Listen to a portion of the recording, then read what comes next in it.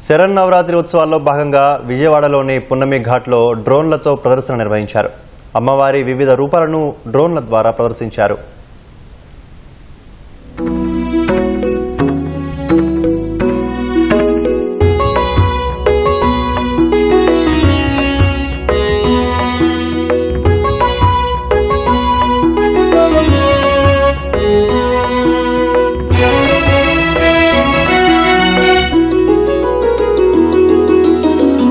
Katyayani Devi सेलवीयवे